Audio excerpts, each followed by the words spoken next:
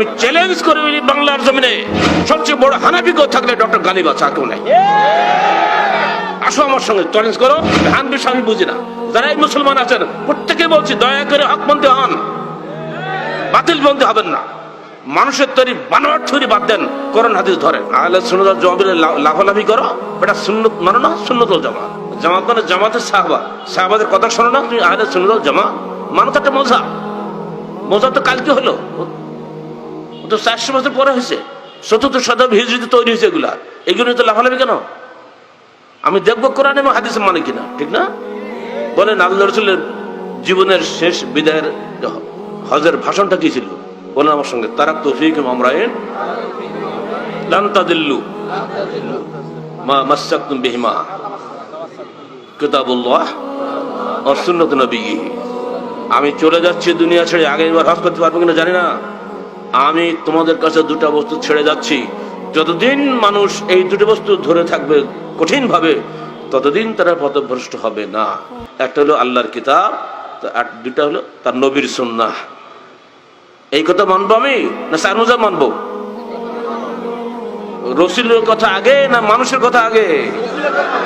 শাফাত করবে আল্লাহ রসুল, আমার ইমাম বা পিছা করবে?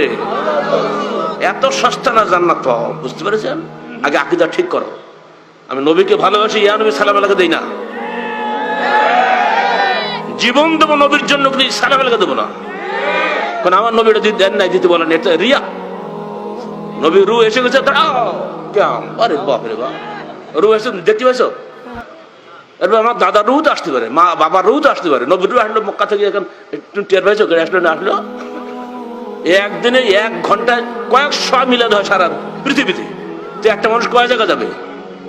তাহলে কি ওনাকে আল্লাহ বানিয়ে দিয়েছো তোমরা? এই সমস্ত কথা বলে মানুষকে ধোকা দিয়ে যারা ব্যবসা করে জিলেবি খাই বেড়ায়, এদের কথা শুনতে হবে না হাদিস কোরআন মানতে হবে? এই কথা আমরা দ্ব্যর্থহীন ভাবে বলি, কারো ভয় করে কথা বলি না। আর এই জন্য গালসের বড় দোষ না। যতক্ষণ কণ্ঠ থাকবে আজরাইল আসার আগ পর্যন্ত এই হক কথা আমরা বলে যাব। প্রত্যেককে বলছি, ভাব যারা মুসলমান এখানে আছেন, আমি হানবি আমি বুঝি না, যারাই মুসলমান আছেন প্রত্যেকে বলছি দয়া করে হকপন্থী হন, বাতিল বন্ধু হবেন না। মানুষের তৈরি বানোয়ার তৈরি বাদ দেন, কোরআন হাদিস ধরেন।